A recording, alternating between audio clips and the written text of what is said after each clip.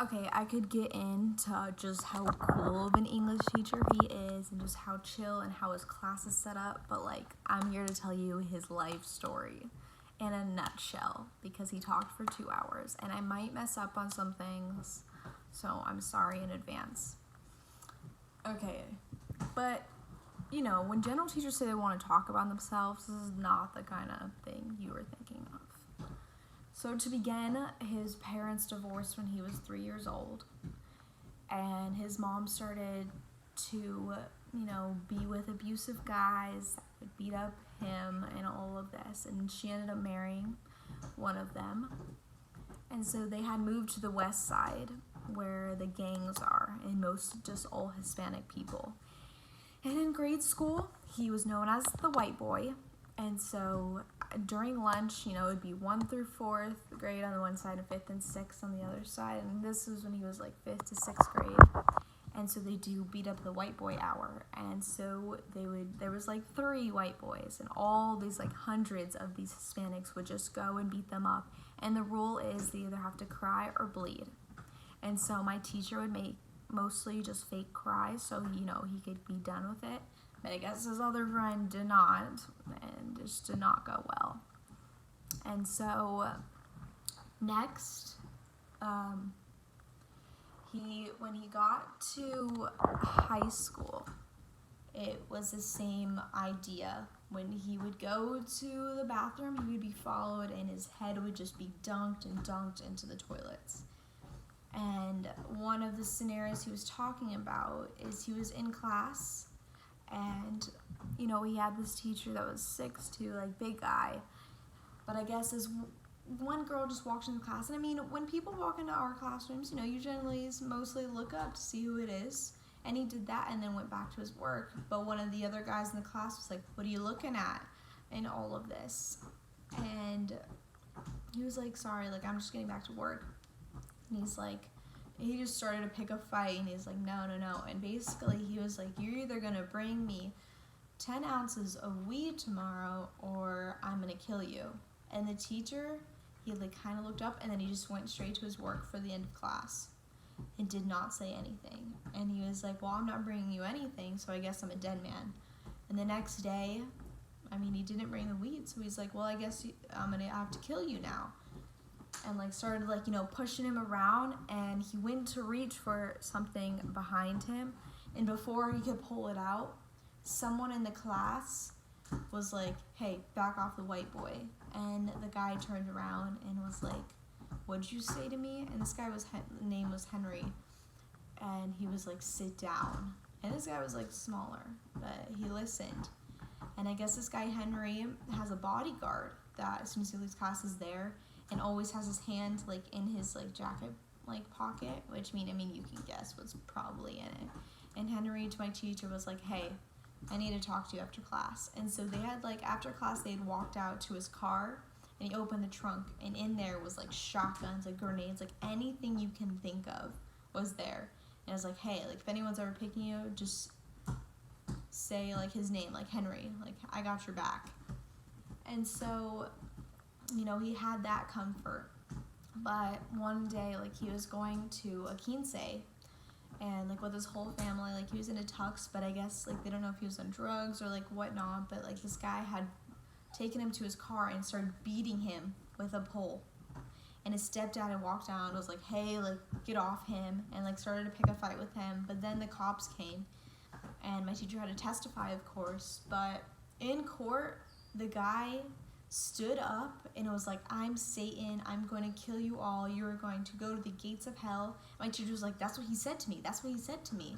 And the guy had like gotten onto the table and like wrapped something around like the lawyer and started choking him out, trying to kill him. And they had to get like 10 police officers to come and beat the guy with like, because they didn't have tasers, like with the nightstick, is that what it's called? I don't think so. And so obviously the judge was like, "You do not have to testify, like my word is higher than yours, and I will testify in your behalf." And so that guy, of course, got sent away. But like some time later, they like called and they were like, "Hey, like that guy's getting out of the mental institute." And they say that because they're probably a target. And so they decided to move to California. and they ended up buying 5 acres. And how that worked is there was all this acres that they were using to plant these certain kind of trees that were stronger than oaks, so they could cut it and then cut it and sell it. But I guess they had planted the wrong tree, and so they had they just sell the money, the land for cheap. And so by the next day they had cut down over 2,000 trees. And so next, they had to live in their car because they didn't have a home yet. And he was just saying how they had no electricity, no running water. If he wanted to take a shower, he'd have a little bin and just would pour it on himself. And just the hardships he had to go through that. And they had to build his home. Of course, they had some professional people help, And for high school, he was so good at baseball, and the Cubs wanted him to play for them. But he at that time they only would have got 17,000. He was like, well, if something happened to me, that's not going to get me far in life. So he turned that down, and then because of his grades and everything, he could, and baseball scholarship, he could get into Stanford, Berkeley, and USC. But he decided that he wanted to be far, far away from his family. So he went to New York for a bit. And he had some roommates, but it was still the ghetto there. One of the stories he had told was he had gone to a friend's house, and the cousin came in and was like, hey, you guys need to leave. And he's like, why? And he's like, there's guys outside with a gun. And so he was like, if you walk out with me, you'll be fine. And so he gets in his car and drives, but they hear gunshots as soon as they drive away. And I guess he went back the next day, and the story was that one of the people with the guns had a sister. And that guy, one of the guys that they were going after, had turned down his sister because he didn't want to have sex with her. And she was really sad about it. So he went to go, kill him. And so I guess this girl, I don't know how she plays part, but she was 19 with 4 kids already. And she was like, yeah, he got shot here. And that's exactly where his car was, which means that's why they heard the gunshots so well, is because he was under their car. And then he was also talking about how he was pretty good at basketball. And I mean, it doesn't matter what your race are. If you're good at street basketball, you can play. He was in the best court there was. And he was going up, he was guarded by someone who was 6'2".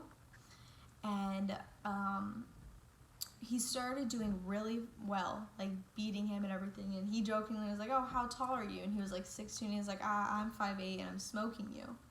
And so the next time my teacher went up to, I guess he said that he couldn't dunk a basketball, only a volleyball, so I guess he was going to hit it off the backboard or something, but the guy had I think a knife and just slashed him, and so my teacher straight fell on his chin and everything, and on his arm.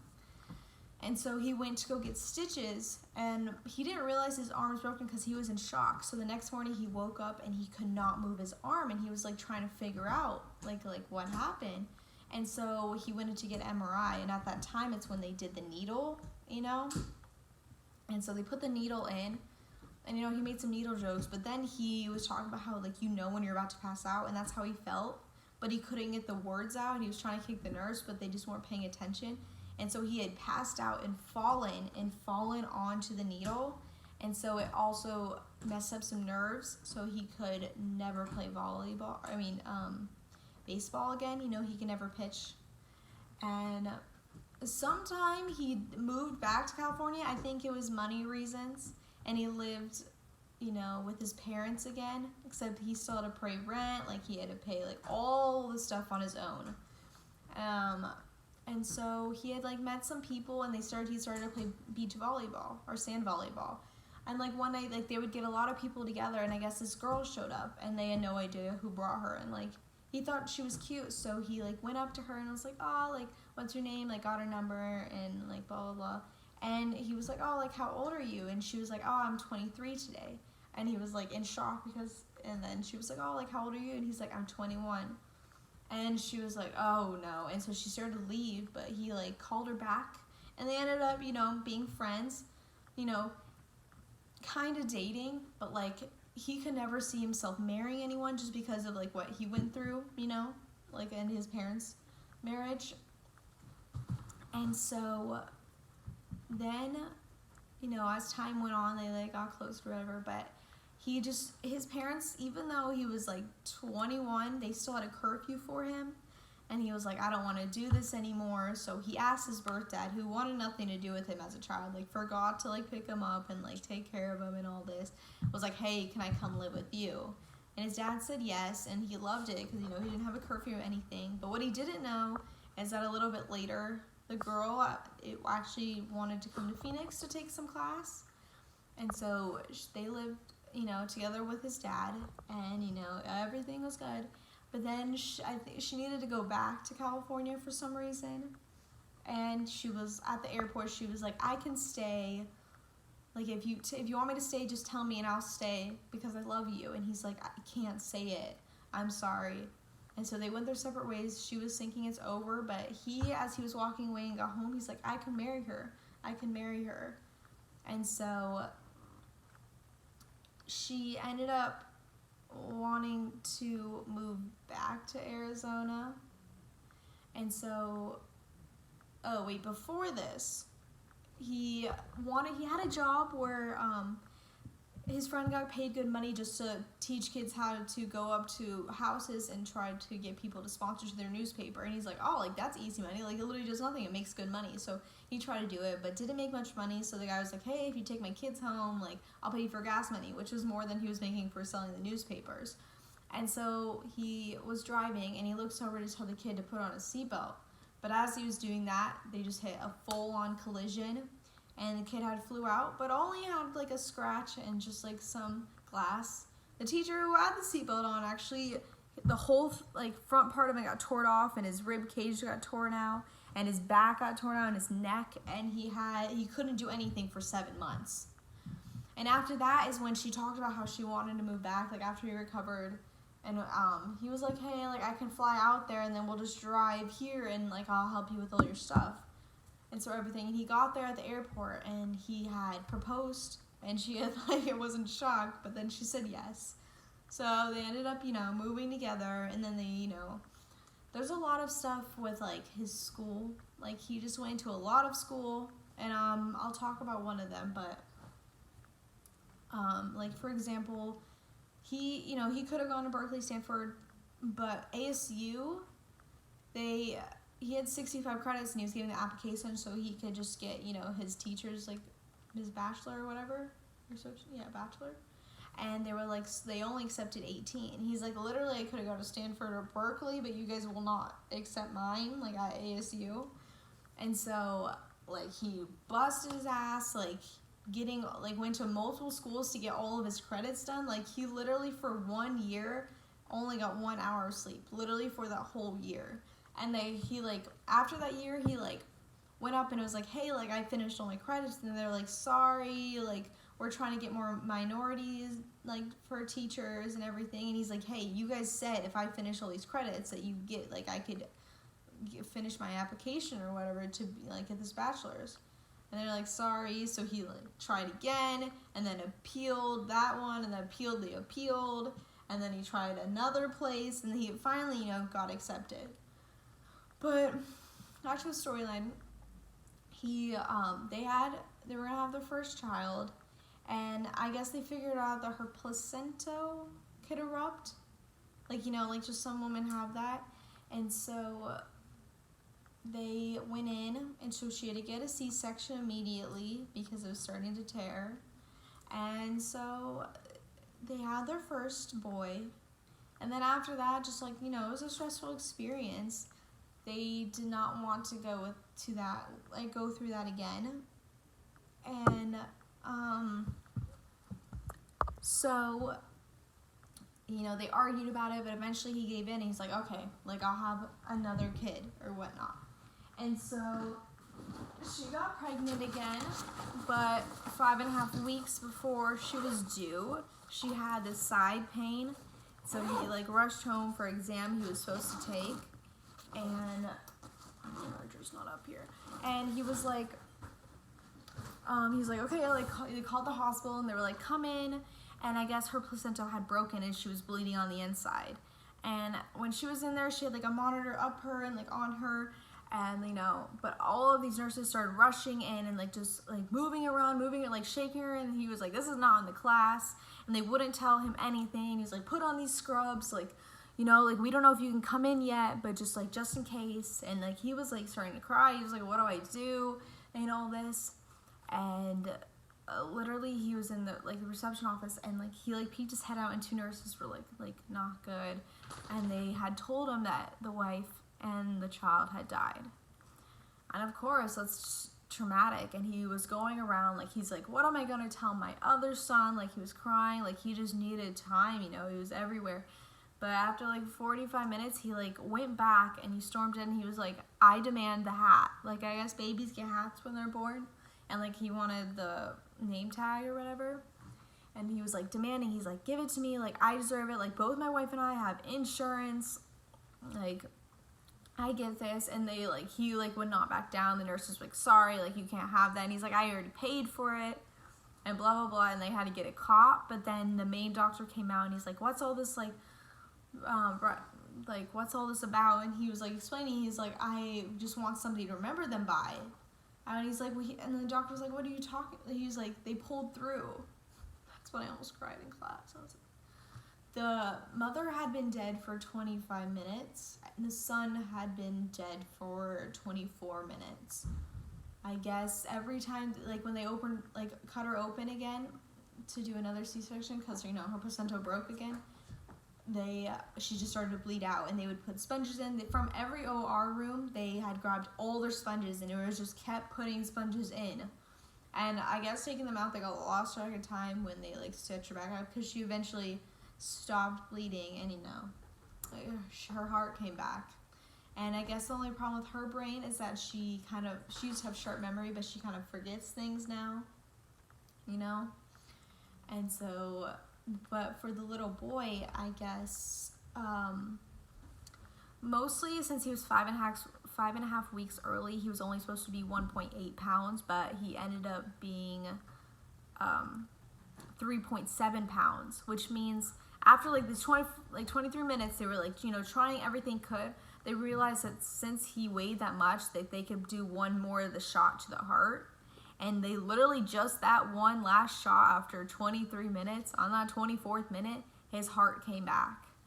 And he, by the state laws, he was, mentally retarded. Like, that's what it was. He had all these things because a baby that small cannot be dead for 24 minutes without problems, And so the wife had dedicated 10 years of her life to get him in speech therapy, like music therapy, like like all of this physical therapy, like all of this. And I guess now he is this great student who is in honors classes and all of this, just like, it's just amazing, Like, I guess his only problem, like, you wouldn't have never known he went through all of that. I guess he just, repeats stuff, and his mind moves slower just because of the brain damage.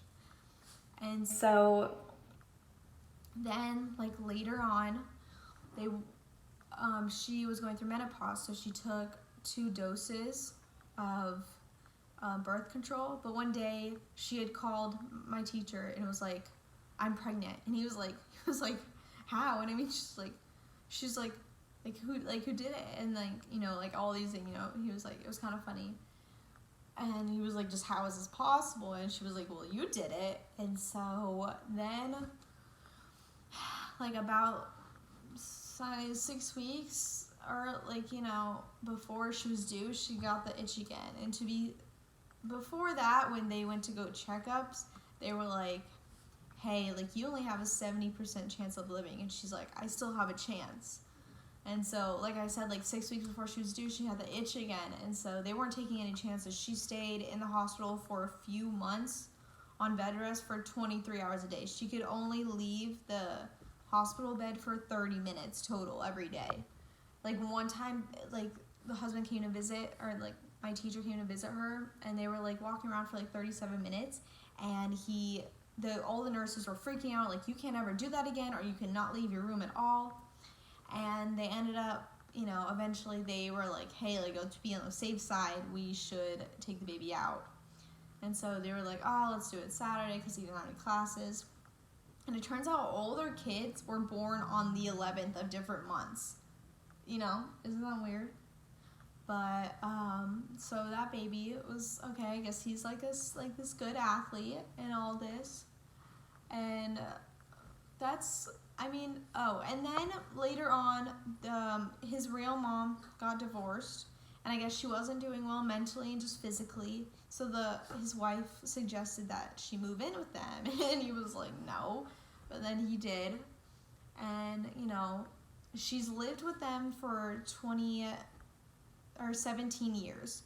Today exactly is when he met her.